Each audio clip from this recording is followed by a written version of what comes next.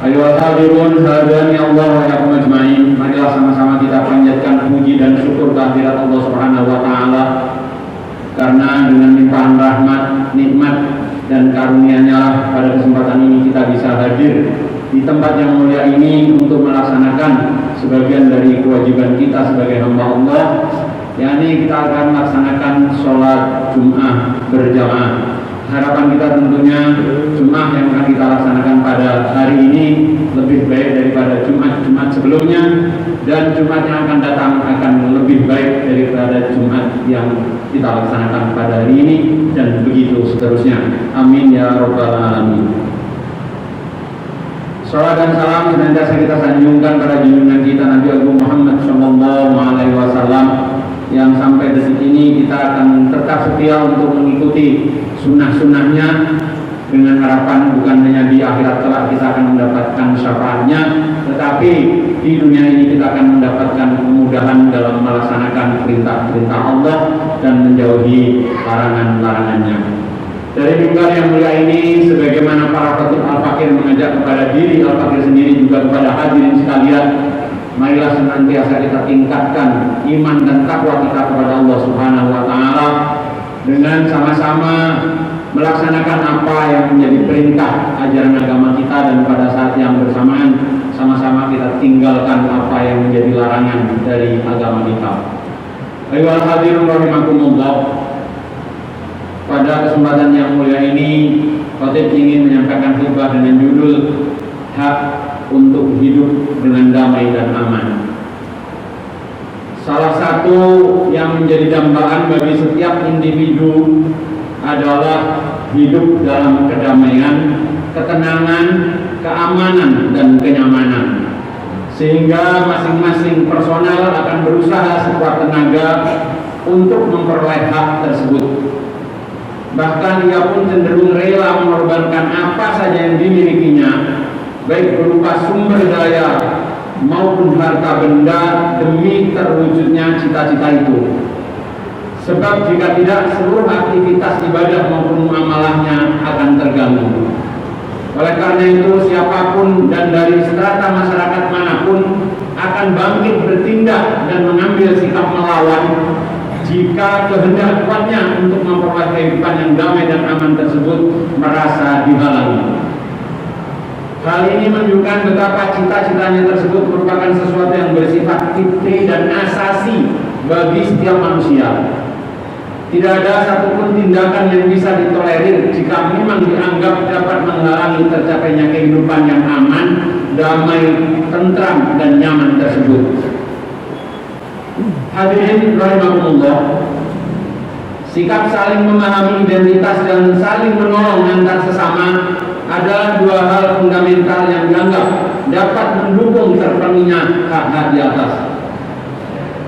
Bahwa pada dasarnya seluruh manusia memiliki identitasnya sendiri yang pasti berbeda antara satu dengan yang lainnya. Kesadaran semacam ini seharusnya senantiasa ditumbuhkan dalam diri setiap individu, agar perbedaan yang ada justru menjadi potensi positif dalam rangka memperoleh kehidupan yang aman, tenang, dan damai. Tidak perlu dipersoalkan dan diperdebatkan, apalagi kemudian menyematkannya sebagai adjektiva, kemudian memberikannya sebagai label negatif pada kelompok tertentu yang kebetulan berbeda dengan kelompoknya. Sebab jika ini yang terjadi, hanya akan menonjolkan perbedaan itu sendiri, sehingga malah berpotensi menimbulkan perpecahan dan melahirkan konflik. Ayolah hadirin hadirin Allah wa iyyakum ajma'in. Dalam konteks memahami identitas sesama manusia inilah Al-Quran mengajarkan satu prinsip dasar yang bersifat universal, yaitu konsep ta'aruf, sebagaimana Allah tandaskan dalam Al-Quran surah Al-Hujurat ayat 13. A'udzubillahi minasyaitonirrajim. Ya ayyuhan nas inna khalaqnakum min dzakarin wa untha wa ja'alnakum syu'uban wa qabaila lita'arafu inna akramakum 'indallahi atqakum innallaha 'alimun khabir. Artinya, hai manusia, sesungguhnya kami menciptakan kamu dari seorang laki-laki dan seorang perempuan, dan menjadikan kamu berbangsa-bangsa dan bersuku-suku, supaya kamu saling kenal mengenal. Sesungguhnya orang yang paling mulia di Allah ialah orang yang paling takwa di antara kamu. Sesungguhnya Allah Maha mengetahui lagi Maha mengenal. Ayat ini pada mulanya ingin menegaskan bahwa posisi takwa yang diduga kuat sebagai capaian tertinggi manusia tidak ada kaitannya dengan perbedaan apapun, baik jenis kelamin, kelompok ataupun asal keturunan. Namun lam ta'lil yang mengiringi kalimat ta'arufu tentu bukan tanpa makna, dan itu harus dilihat sebagai tujuan dari adanya perbedaan tersebut. Oleh karena itu ayat di atas dapat pula dipahami bahwa perbedaan identitas yang ada sejatinya dimaksudkan agar mereka yang notabene berbeda identitas tadi saling mengenal, yang kemudian masyhur dengan istilah ta'aruf sebagai konsep ajaran yang universal. Keuniversalan atau keumuman konsep ta'aruf ini dibuktikan sendiri oleh Al-Quran melalui penggunaan kata ya ayyuhan nasu, wahai manusia. Meskipun ayat ini termasuk kelompok ayat-ayat Madaniyah yang biasanya dicirikan dengan menggunakan panggilan ya ayyuhalladzina amanu atau artinya wahai orang-orang yang beriman. Namun di sini Allah menggunakan redaksi ya ayyuhan nas yang artinya wahai manusia. Dengan demikian jelaslah bahwa konsep ta'aruf yang dilatar belakangi beragam identitas ini hakikatnya menembus sekat-sekat ras, golongan, suku, jenis kelamin, bahkan agama dan keyakinan sekalipun. Hadirin hadani Allah wa iyyakum ajmain. Secara kebahasaan kata ta'aruf berasal dari kata ta'arofa ya ta'arofu.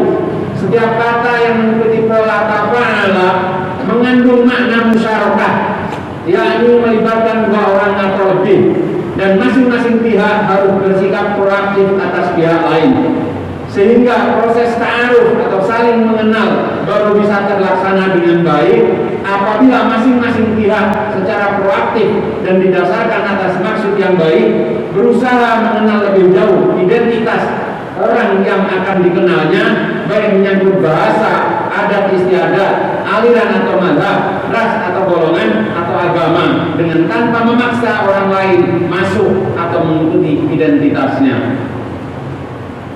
Sebaliknya, proses saling mengenal akan macet jika tidak ada sikap kerelaan atau bersabar hati untuk memahami dan menerima perbedaan identitas yang dimiliki oleh pihak lain. Benturan di antara kelompok identitas seringkali terjadi karena masing-masing pihak bersikap ta'assub atau ananiyah, egois terhadap identitas yang dimiliki. Dengan demikian sekali lagi bahwa konsep ta'aruf pada hakikatnya didedikasikan demi terwujudnya tata pergaulan di antara manusia secara damai, aman, dan nyaman. Ayyuhal hadirun rahimakumullah. Lalu hal yang kedua yang dapat mendukung terpenuhnya hak hidup sesuai yang kita dambakan adalah saling menolong. Siapapun di antara kita pasti tidak akan mampu menciptakan kehidupan yang damai dan aman secara mandiri tanpa adanya keterlibatan pihak lain. Manusia tidak bisa secara egoistis memandang sebagai yang paling dibutuhkan. Kalaupun kita bisa membeli berbagai menu makanan, model pakaian, atau aneka ragam barang-barang lainnya, semisal, itu tidak berarti bahwa kita bisa memenuhi seluruh kebutuhan secara mandiri, sebab pasti ada pihak lain yang mengolah, membuat, dan memproduksinya. Oleh karena itu, anjuran agar tolong menolong sejatinya bukan sekedar untuk memenuhi kebutuhan yang bersifat material saja, akan tetapi lebih dari itu adalah demi terciptanya tata pergaulan masyarakat yang harmonis. Karena tolong menolong akan memudahkan pekerjaan seberat dan serumit apapun, mempercepat kerealisasinya program kebaikan sesulit apapun, sekaligus sebagai wujud adanya persatuan dan kesatuan. Walaupun begitu, Islam tetap menegaskan bahwa tolong menolong hanya diperbolehkan dalam kebaikan dan ketakwaan, sebagaimana firman Allah Subhanahu wa taala dalam Al-Qur'an surah Al-Maidah ayat 2, A'udzubillahi minasyaitonir rajim, wa ta'awanu 'alal birri wat taqwa wa la ta'awanu 'alal itsmi wal 'udwan. Dan tolong menolonglah kamu dalam mengerjakan kebaikan dan takwa, dan janganlah tolong menolong dalam berbuat dosa dan permusuhan. Ayyuhal hadirun hadani Allah wa iyyakum ajma'in. Ayat kebaikan dan ketakwaan adalah salah satu kewajiban umat Islam. Artinya, seandainya kita harus menolong orang lain, maka harus dipastikan bahwa pertolongan itu menyangkut kebaikan dan ketakwaan. Sebagai konsekuensinya, setiap individu harus berpandangan sama bahwa segala perilaku atau ucapan, juga tindakan atau aksi yang ditengarai dapat mengganggu tata kehidupan masyarakat secara umum, apapun latar belakang dan alasannya, adalah sebagai musuh bersama dan harus dihadapi secara bersama-sama juga, tanpa melihat siapa pelakunya, baik suku, golongan, mazhab, agama, dan sebagainya. Sebab jika tidak, maka yang muncul adalah ancaman terhadap kehidupan kemanusiaan secara umum, sebagaimana yang diisyaratkan oleh Al-Quran, surah Al-Hajj ayat 40. A'udzubillahi minasyaitonirrajim. Walaula daf'ullahin nasa ba'dhum bi ba'dil lahuddimat sawami'u wa bi'u wa salawatu wa masajidu yudhkaru fiha ismullahi katsiran. Seandainya Allah tidak menolak keganasan sebagian manusia dengan sebagian yang lain, tentu telah dirobohkan biara-biara Nasrani, gereja-gereja, rumah-rumah ibadah orang-orang Yahudi, dan masjid-masjid yang di dalamnya banyak disebut asma Allah. Ayolah hadirin rahimakumullah.